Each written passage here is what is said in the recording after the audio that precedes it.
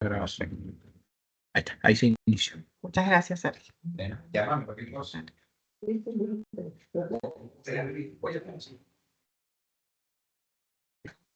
¿Me escuchan? Sí. Bueno, ¿cómo estás, Lina? ¿Cómo les va? Buenos días para todos. Hola, buenos días. ¿Estás tan Buen día, buen día. Bueno, buenos días para todos. Son las 12:30, pero vamos a guardar, si les parece, Lina y los exponentes, unos minutitos porque al taller se han inscrito 230 personas, pero bueno, obviamente entendemos que quizás no todos se suman, pero me parece prudente 5 minutos, 4 esperar para aquellas personas que están sumándose. De acuerdo.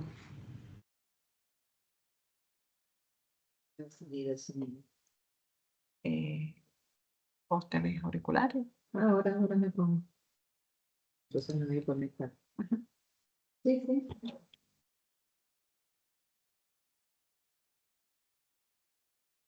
¿Sí?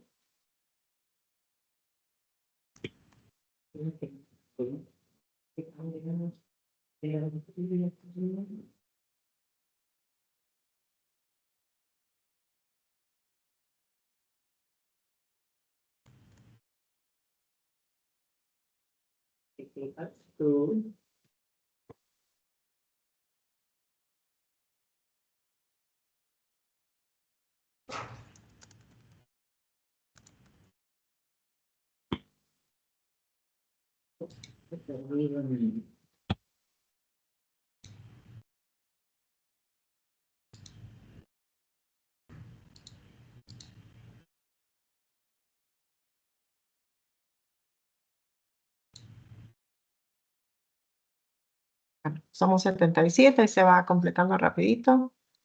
Aguardamos un ratito, tarde, para los que van escribiendo en el chat.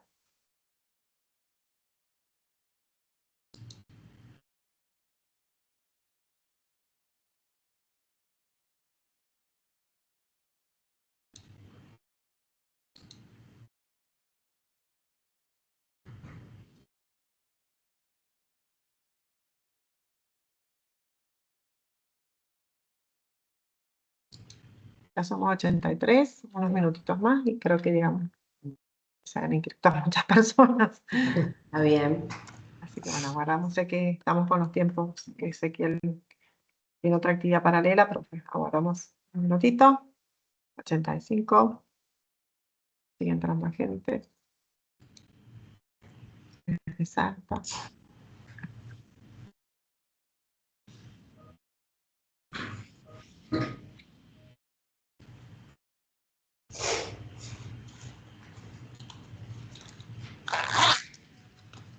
Una persona. 5 minutos y arrancamos, gente.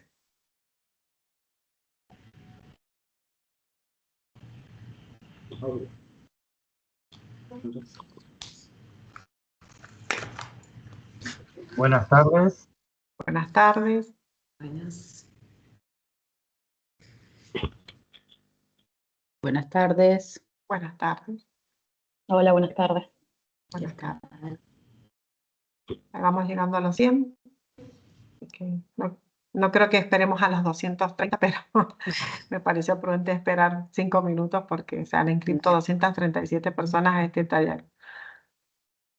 Ya estamos llegando a los 100, así que ahí arrancamos. Estamos bien en hora igual, así que...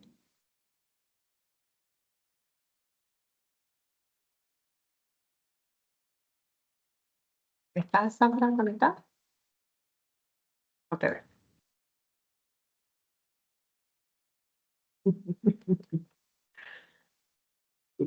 Bueno, ya somos 103 personas en la sala. Seguramente irán entrando porque, como bien les decía, tenemos 237 personas inscritos a este taller. Así que bueno, buenas tardes para todos. Esta actividad está siendo grabada.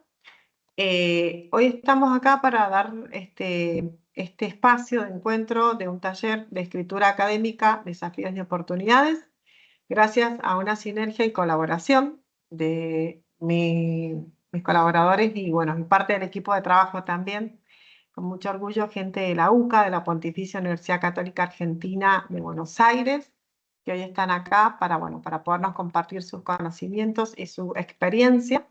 Así que bueno, voy a arrancar para presentar a los ponentes, destacados ponentes con los que contamos en el día de hoy. Bueno, en el panel a mi derecha tengo el placer y el honor de compartir esta experiencia maravillosa y de presentar a la doctora Lina Grasso, psicóloga, directora del Centro de Investigaciones en Psicología y Psicopedagogía, especialista en Psicología Clínica, profesora del doctorado de Psicología del Taller de Estrategias de Redacción y Publicación Científica, del doctorado de Psicología dictado por la UCA, y secretaria ejecutiva de la revista Psicología de la UCA. ¿Cómo estás, Lina? Buenas tardes y bienvenida. Hola, buenas tardes. Por otro lado, debajo de mí, bueno, tenemos el placer y el honor de presentar a la licenciada Tamara Kobiek. Tamara es profesora de filosofía y licenciada en psicología por la Universidad Católica Argentina, especialista en psicología cognitiva conductual de la Universidad de Mar del Plata. Es becaria doctoral de la UCA CONICET, participa en el Centro de Investigaciones de Psicología y Psicopedagogía, docente de neurociencias, y secretaria técnica de la revista Psicología de la UCA también. Así que bueno, bienvenida y un placer. Por otro lado, tengo a una persona a quien aprecio y admiro mucho, que bueno, es parte del equipo de las bibliotecas de UCA, de la cual soy partícipe también, que es Ezequiel Expósito. Él es bibliotecario, es diplomado en edición de revistas digitales por la UCES, actualmente está cursando la especialización en gestión de información científica y tecnológica por la Universidad de Mar del Plata. Es responsable del área de apoyo a la investigación del Sistema de Bibliotecas de la Universidad Católica Argentina y docente en la materia de documentación 2 en la carrera de bibliotecología de la Facultad Teresa de Ávila de la UCA también. Y por último, vamos a presentar a otra colega también que hoy se suma para dar este taller, la licenciada Agustina Méndez Jurado. Ella es becaria doctoral CONICET UCA y colaboradora correctora de la revista de Psicología de la UCA. Así que bueno, muchas gracias a las 120 personas que nos están acompañando en este momento y vamos a proceder a cerrar los micrófonos, las personas que vamos a estar en modo escucha por respeto a los colegas y para que podamos tener una buena experiencia de este taller. Así que bueno, les dejo las palabras a los disertantes en el orden en que ustedes vayan a impartir la capacitación y muchas gracias. Bueno, muchas gracias, Paola. Muchas gracias a todos por el interés. Como recién decía Paola, mi nombre es Lina Grasso y bueno, digamos, mi función hoy aquí es un poco oficiar de introducción y de cierre y también un poco comentar brevemente, quizás algo que se puedan haber preguntado, ¿por qué tantos psicólogos en el INTA? Y un poco hacer un mínimo comentario de esto que a nosotros realmente nos llena de mucha alegría poder estar participando, ¿no?, en este taller. Originalmente fuimos contactados por el interés en el taller de redacción científica que está a mi cargo en el doctorado y en el doctorado en psicología por una sede del INTA de Paraná. Nos plantearon una necesidad que ellos veían en distintos profesionales, de distintos aspectos, ¿no?, respecto a lo que es la difusión del trabajo que se hace. Nosotros consideramos que es realmente un trabajo sumamente valioso el que se hace desde el INTA y nos pareció interesante el desafío de generar sinergias y de compartir lo que es un trabajo que a veces es transversal, ¿no?, en todas las disciplinas que se ven en la necesidad de redactar, publicar y dar a conocer, ¿no?, en distintos formatos el conocimiento, la producción de conocimiento. Vuelvo a reiterar mi máximo respeto por lo que es el INTA, realmente es un trabajo encomiable el que ustedes hacen. Así que, bueno, por eso decidimos, junto con el equipo de la revista y de la biblioteca, generar esta charla, donde básicamente lo que vamos a centrarnos, ahora Tamara va a explicar un poquito más en detalle, en un formato de publicación, de divulgación, digamos, ¿no?, de la producción del conocimiento. Luego Ezequiel va a mencionar algunos aspectos vinculados con lo que tiene que ver con el acceso a la información y algunos recursos que puedes tener disponibles, que es quizás el paso previo a la redacción de un artículo.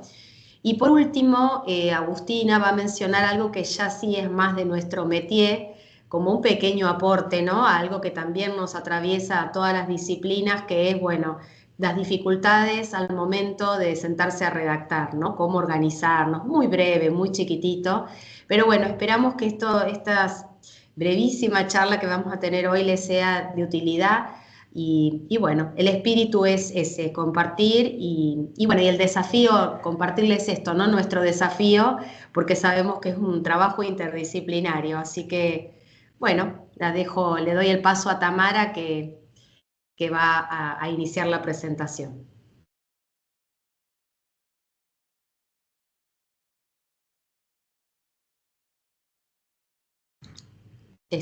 Ahí está.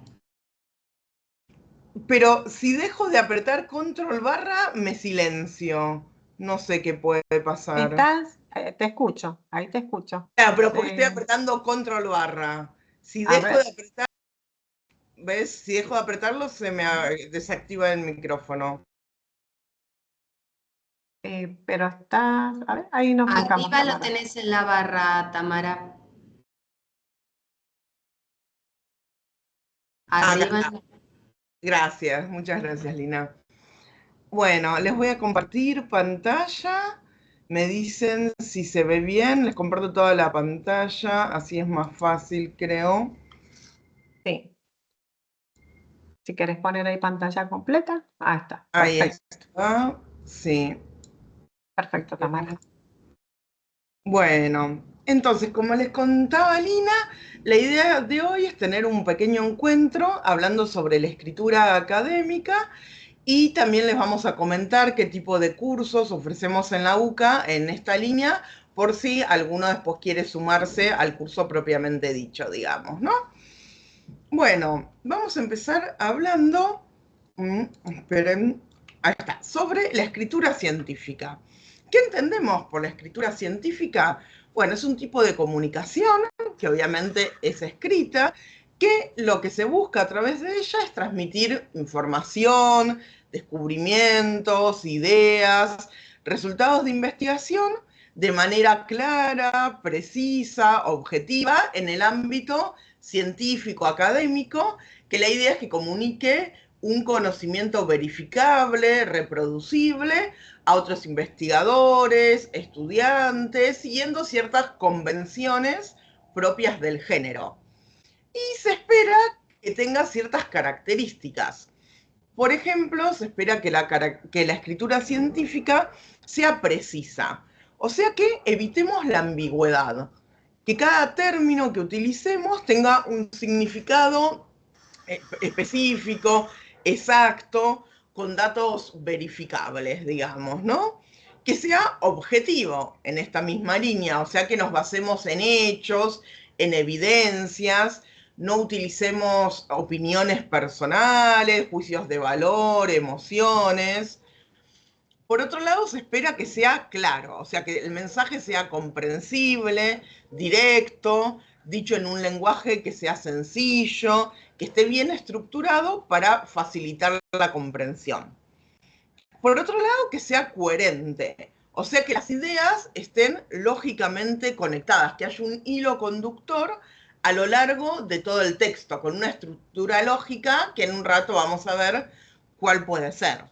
Después que usemos un lenguaje formal, o sea, técnico, especializado, sin usar coloquialismos o expresiones más de la vida cotidiana, digamos, ¿no?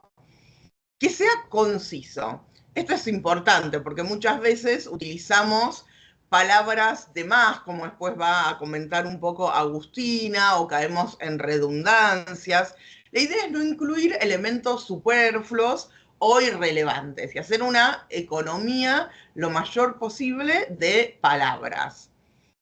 Por otro lado, las afirmaciones que decimos, la idea es que tengan evidencia, respaldo, que se basen en datos experimentales, en fuentes confiables, en referencias, y que lo redactemos en un modo impersonal. Muchas veces se usa la voz pasiva o la tercera persona porque tratamos de no poner el foco en el autor, sino en la idea que estamos transmitiendo. ¿Y por qué es importante la escritura científica? Porque es la manera que nosotros tenemos de transmitir nuestro conocimiento de forma eficiente para que otros investigadores, otros estudiantes puedan replicar, si lo desean, nuestros estudios, validarlos, y también se pueda ir difundiendo nuestro conocimiento a nivel nacional e internacional. Perdón, ahí vi que levantaron la mano. Si les parece, dejamos las preguntas para el final, así me parece que va a ser más ordenado, si le parece bien a los coordinadores. Sí, me parece que está bien. Me parece que vamos a dejar las preguntas para el final de manera tal de poder avanzar con el taller. Perfecto, si quieren anótenla y después retomamos. Entonces, como decíamos, la escritura científica es clave para el avance científico, ¿no? Y se puede realizar de distintas maneras esta escritura. Hay distintos contextos, formatos, según el propósito que uno tenga, el público al que se dedique, ¿no? El objetivo que uno tenga, va a ir redactando distintos tipos de documentos para comunicar la ciencia. Por ejemplo, podemos tener que hacer informes de investigación para presentar cuál va a ser el desarrollo, tal vez desde un proyecto o los resultados de un estudio ante una institución o un grupo de investigación o un ente que nos puede llegar a financiar.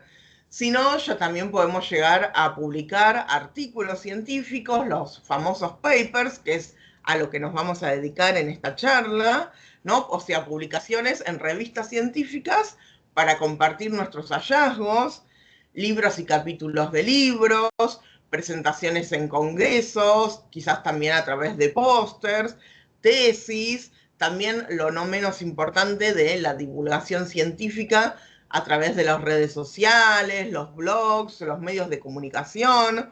O sea, es muy amplio el campo en el cual comunicamos nuestros saberes.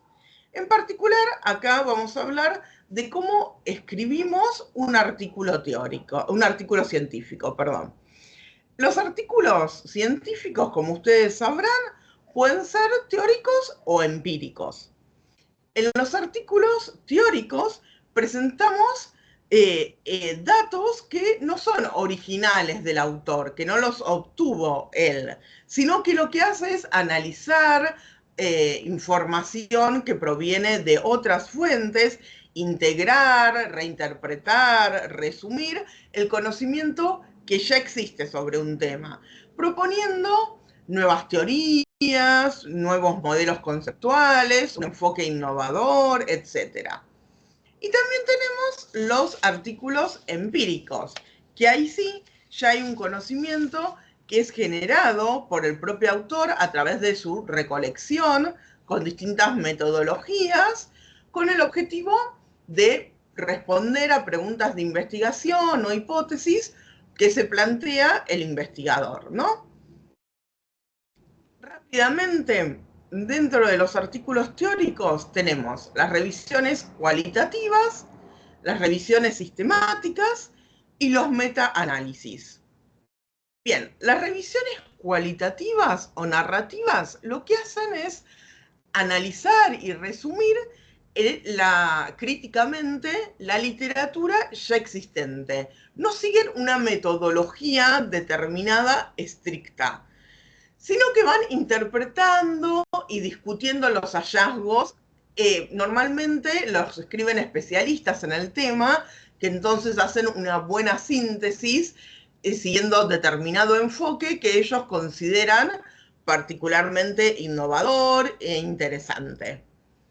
Después, si no, tenemos las revisiones sistemáticas, que aquí sí ya se sigue como un protocolo riguroso para buscar, seleccionar y después analizar los estudios publicados, con la intención de minimizar el sesgo y ser reproducibles, ¿no? Acá ya nos centramos en responder preguntas de investigación específicas. Y luego tenemos los metaanálisis, que serían como las revisiones sistemáticas, que además agregan un aspecto de cuantificación de los estudios incluidos, ¿no? Usan técnicas estadísticas para integrar los resultados numéricos y para estimar los efectos promedios de estos resultados, digamos, ¿no? Y por otro lado, tenemos los artículos empíricos, que es a los que nos vamos a referir propiamente en esta charla. Hay de muchos tipos, acá tenemos un resumen de ellos. Por ejemplo, tenemos los diseños experimentales, en los que el investigador manipula una o más variables independientes y controla el entorno para establecer relaciones causales entre las variables, ¿no? Con un grupo control, con una asignación aleatoria de los sujetos a los grupos. Después tenemos diseños cuasi experimentales, en los que la asignación no es aleatoria a los grupos y en los que no se pueden manipular tanto las variables, digamos. Por ejemplo, en los entornos educativos, clínicos o comunitarios. También tenemos los estudios de caso único o de un número muy pequeño de casos, en los que evaluamos intervenciones que están individualizadas o fenómenos que son poco frecuentes y resultan particularmente relevantes por alguna razón.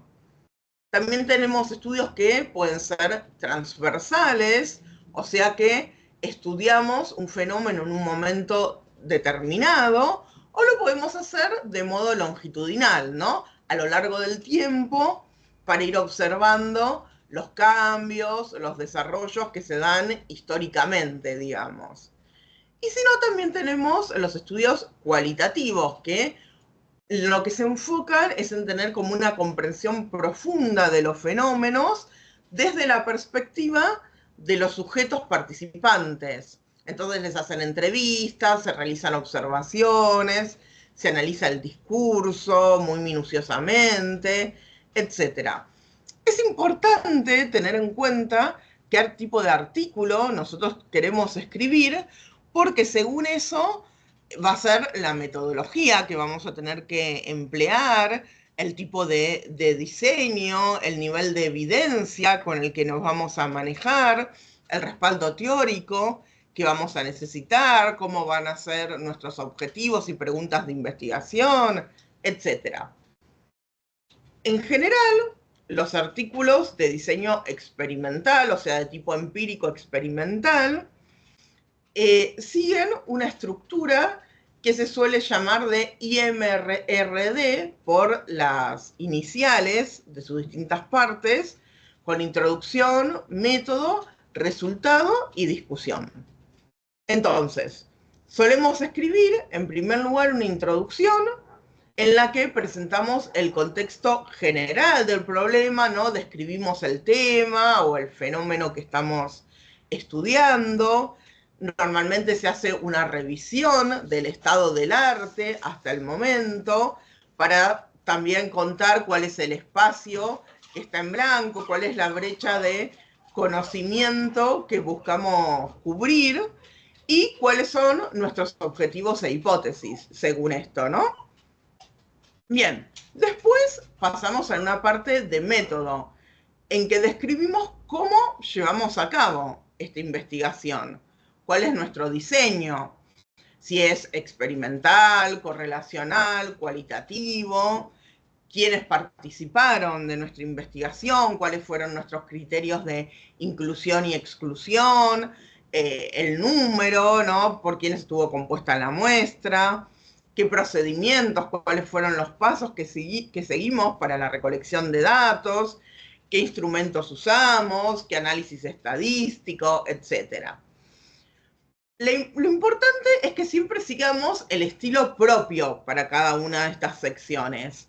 Para la introducción se espera que sigamos un estilo claro, conciso, argumentativo, en el que vayamos mostrando por qué es relevante este tema, ¿no? Piensen que después del abstract, lo primero que van a leer es la introducción. Entonces la idea es enganchar al lector e interesarlo por nuestro tema. Ya en la parte del método se usa un estilo más impersonal, ¿no? Más técnico, por el tipo de información que se transmite.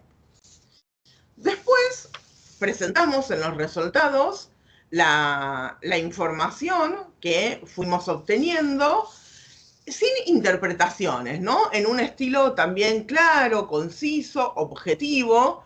Lo que hacemos es dar nuestros valores P, las pruebas estadísticas, ¿no? O los resultados cualitativos organizados, sin hacer juicios de valor y sin interpretar. Esto lo guardamos para el momento de la discusión, en que ahí sí vamos a ir interpretando y explicando estos resultados y lo vamos a ir relacionando con la literatura previa que mencionamos en la introducción o que vamos a agregar en este momento, ya con un estilo ya argumentativo, crítico, ¿no? Para enriquecer los resultados que habíamos dicho en un momento antes, digamos, ¿no? Y dar un cierre global a nuestro estudio.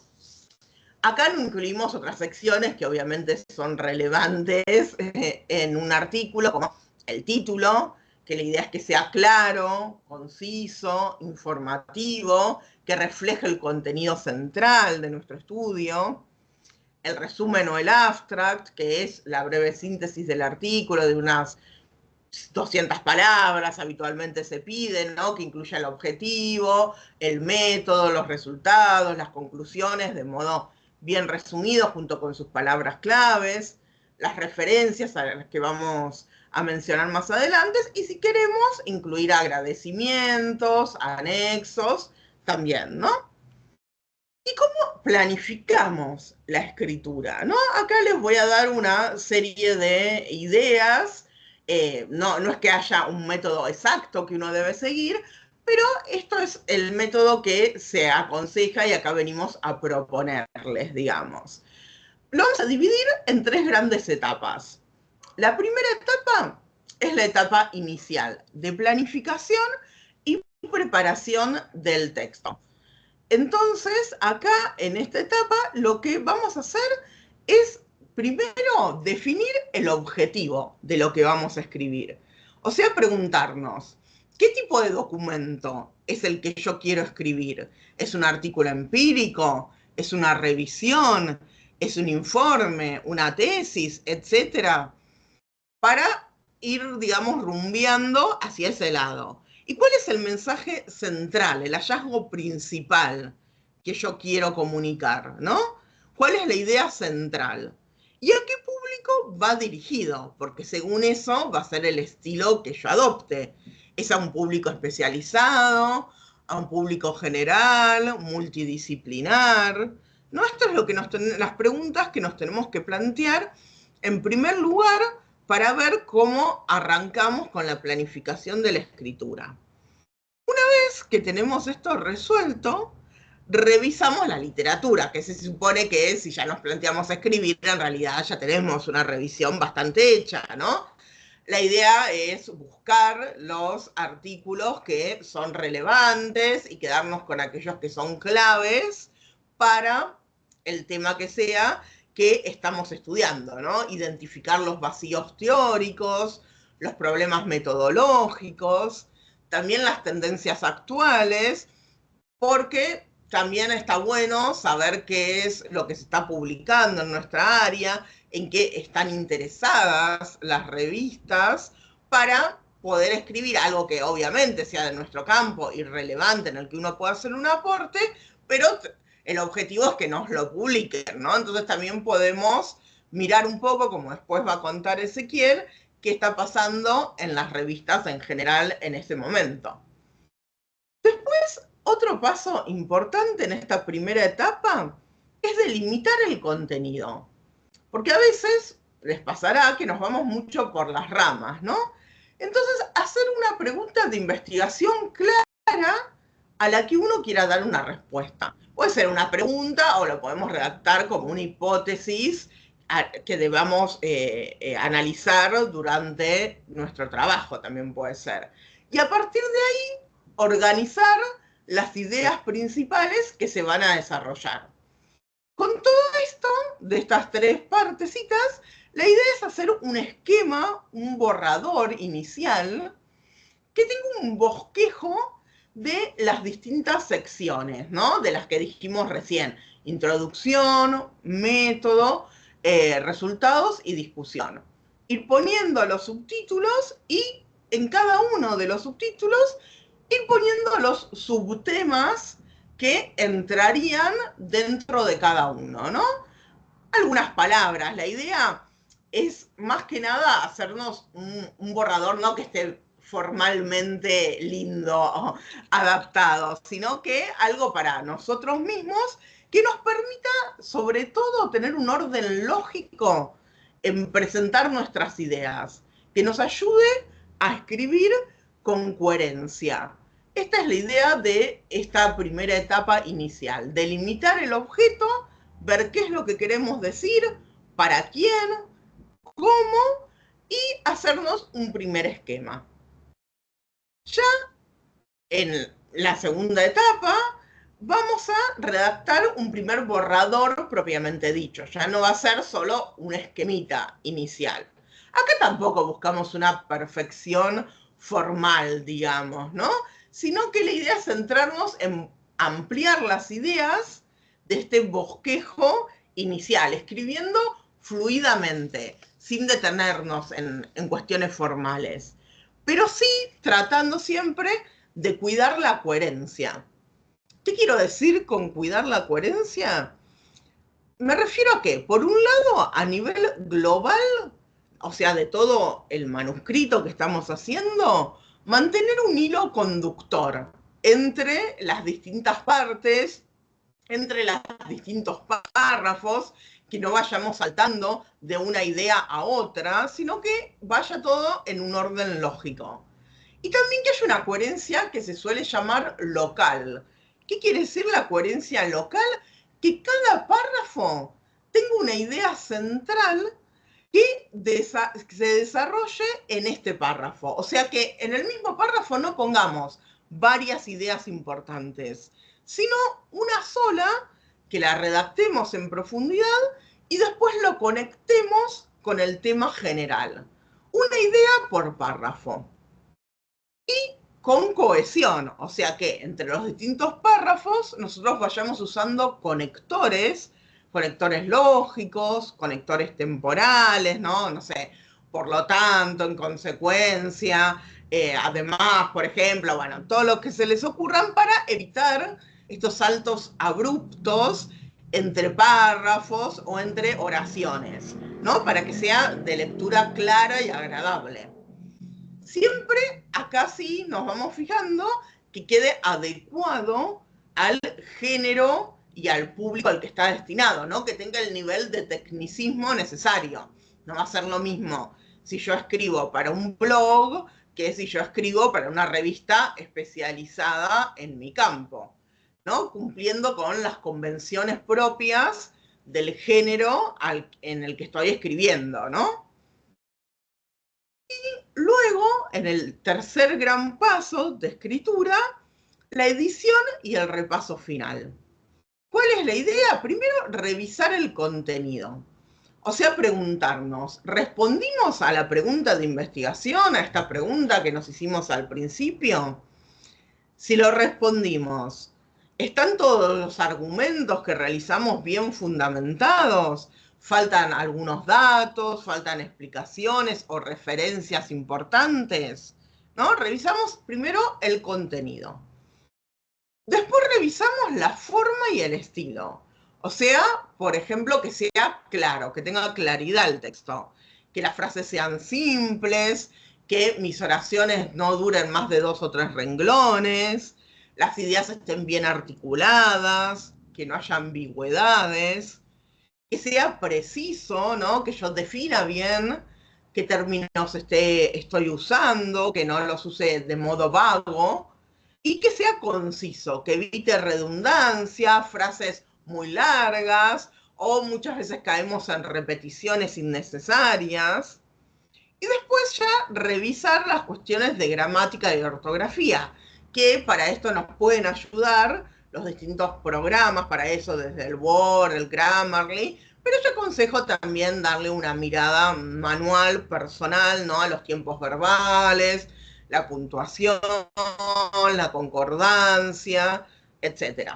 Y por último, verificar el tema de las referencias bibliográficas, ¿no? Que todas nuestras fuentes estén correctamente citadas, también las cuestiones de las tablas, las figuras, que estén mencionadas en el manuscrito, que tengan su epígrafe, su título, etc.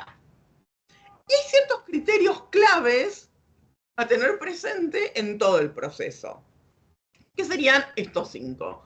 Coherencia, cohesión, adecuación y corrección. La coherencia, como les decía hoy, es la lógica interna del texto. Que las ideas estén conectadas y ordenadas de modo que sea comprensible. Esto yo creo que es lo principal, la coherencia. Después, la cohesión. Que haya conectores, estructuras que vayan enlazando las frases y los párrafos para que se pueda hacer una lectura fluida del texto, que sea claro. Después, adecuación, o sea, que esté adecuado al objetivo que tiene este texto, al género, ¿no? Si es un informe, si es un artículo científico, si es una tesis, y a los destinatarios. Y por otro lado, que hagamos un uso correcto de la gramática, de la ortografía, la puntuación, el estilo científico.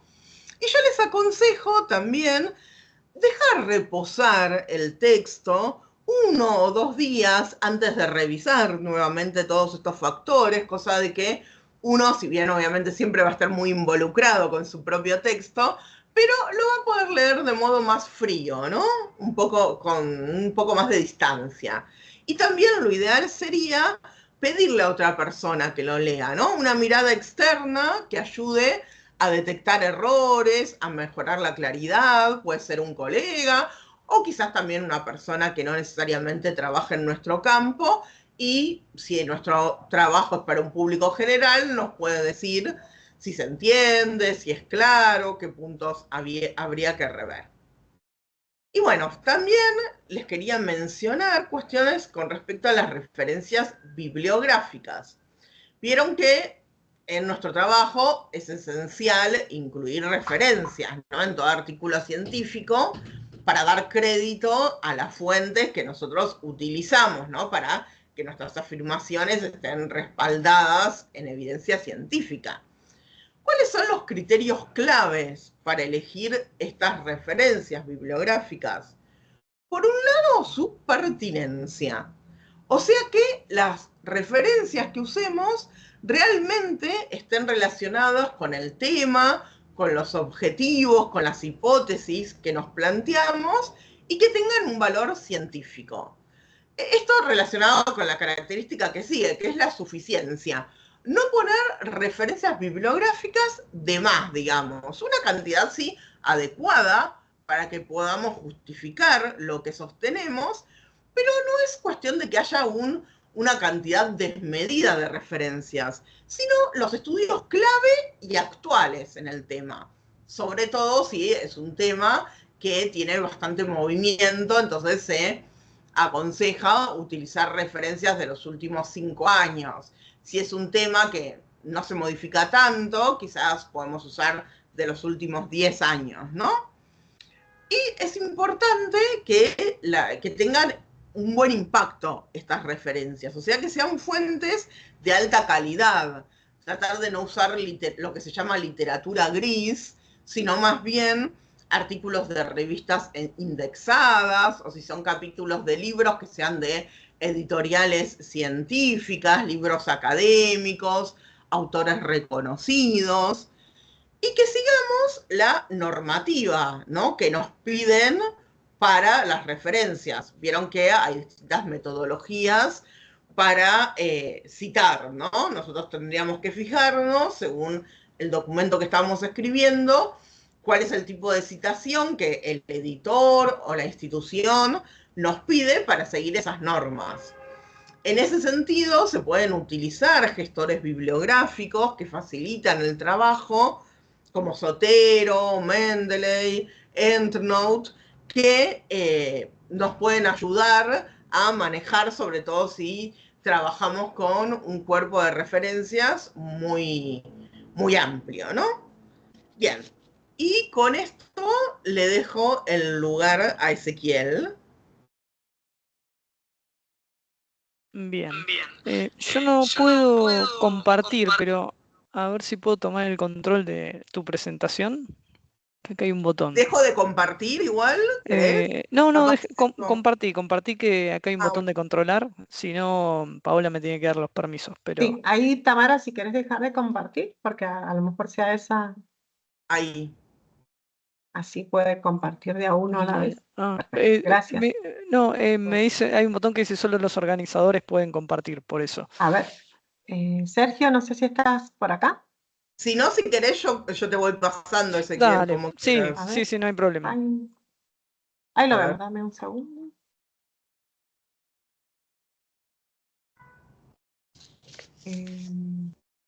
No me sale ningún control.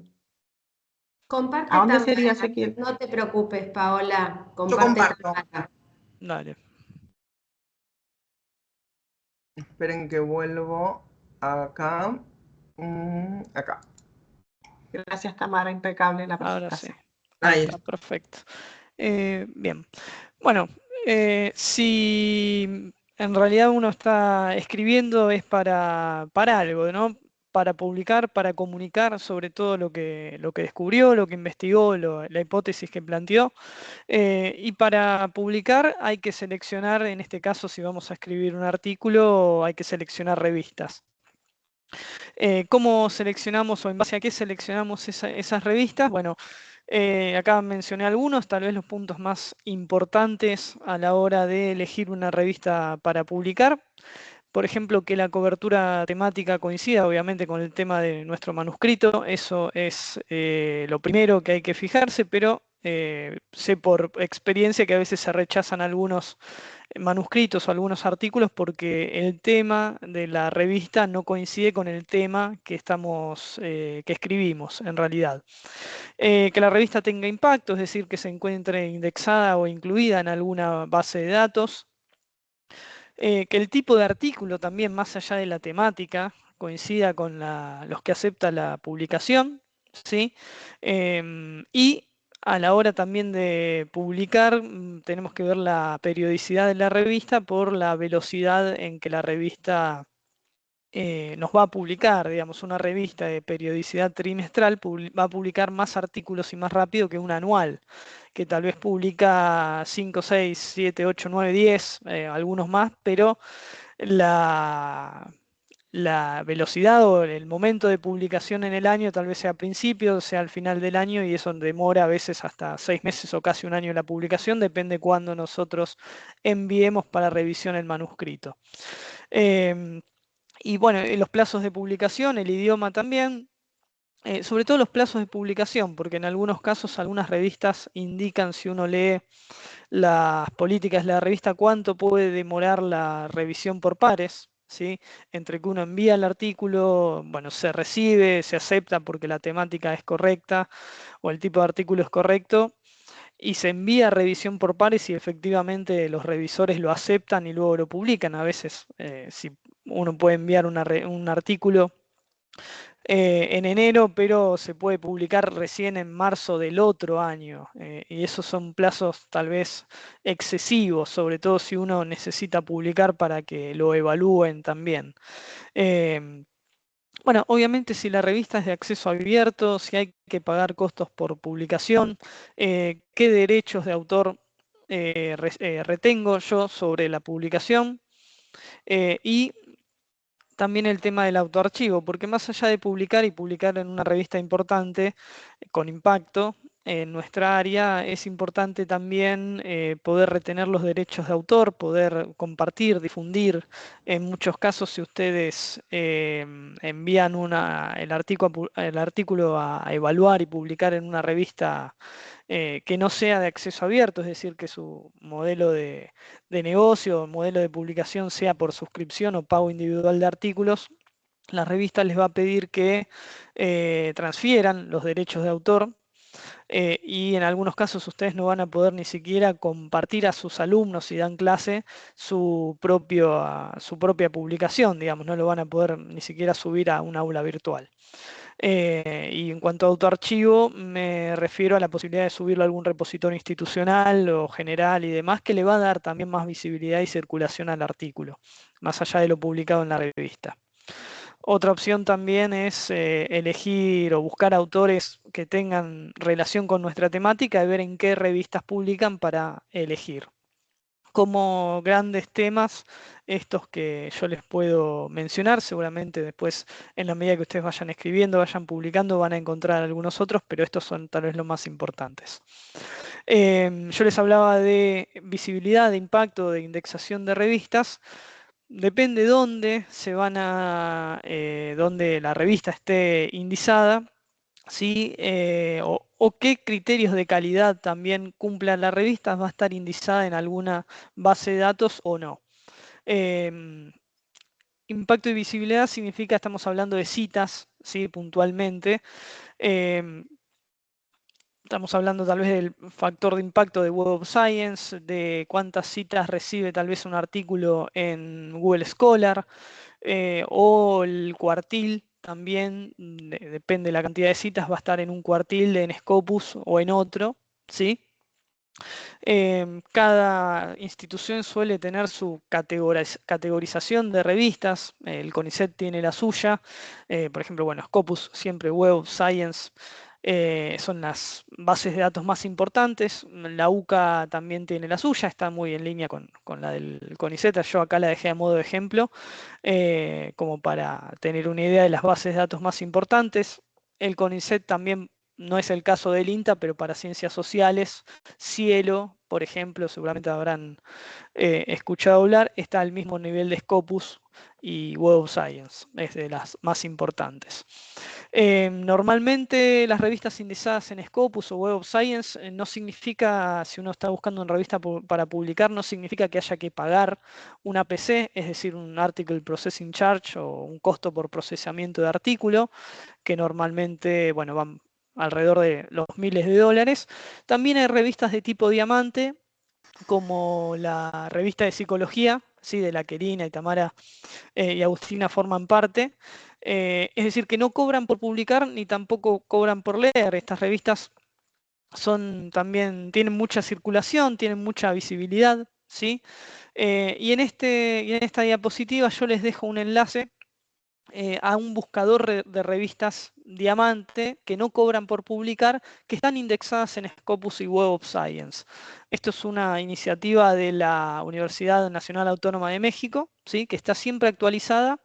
Esto está actualizada, la nueva versión salió hace un par de meses.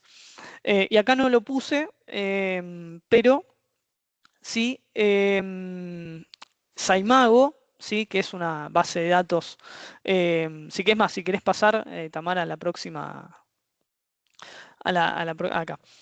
Saimago, que ustedes lo ven ahí al pie de la página, también es otra página para buscar revistas, y desde este mes, desde fines del mes pasado también, permite buscar revistas diamantes dentro de las revistas que muestra. Yo cuando hablo de índices de impacto, acá les dejo los más importantes, el de la Web of Science, el factor de impacto, el Site Score de Scopus, que es muy similar en cuanto a su metodología, y Saimago también da índices de citas, pero si uno quiere buscar revistas para publicar, pero no tiene acceso a Scopus, si la institución no tiene acceso a Scopus, pueden utilizar Saimago, que toma la base de datos o toma las revistas indizadas en Scopus, ¿sí? Es una base abierta, Saimago, no hay que pagar. Y puede buscar revistas para publicar dentro del cuartil 1, cuartil 2, cuartil 3, si están en acceso abierto o no. Por supuesto, uno busca la revista, ingresa al perfil de la revista en SciMago, de ahí puede ver algún análisis de citas, las temáticas, pero desde allí puede ir a la revista para ver más detalles, ¿sí? Y desde el mes pasado les decía, SciMago también permite o indica qué revistas de acceso abierto diamante, es decir, que no cobran por publicar, porque hay muchas revistas de acceso abierto que sí, cobran una tarifa por publicar o por abrir, abrir el artículo, es decir, dejarlo en acceso abierto. Si uno no paga, el artículo no va a estar en acceso abierto, ¿sí? Que esté una revista indexada o no, también implica, más allá de Scopus, Web of Science, son a nivel mundial las más importantes, y son sitios web o bases de datos de análisis bibliométrico, es decir, miden la cantidad de citas. Obviamente para ingresar, tanto en Web of Science como en Scopus, más o menos tienen que cumplir entre 15, 16 y 24 criterios de calidad. Pero también una revista que esté en Cielo, que esté en Redalic, por ejemplo, o que esté en DOAG, que son otras de las, yo no las puse acá, pero son otras de las bases de datos, diría yo, más importantes, que incluyan revistas en acceso abierto, digamos, y que en gran medida no se paga por publicar, los criterios de calidad son muchos más. Entonces, a lo que voy es, está bien, a uno nos evalúan o los evalúan por publicar en revistas de Scopus, pero también hay que buscar revistas en otros tipos de bases de datos, porque también son revistas de muy buena calidad y muy buen impacto también, y visibilidad. Si querés pasar a la próxima. Por supuesto, donde no publicar en revistas depredadoras, ¿sí?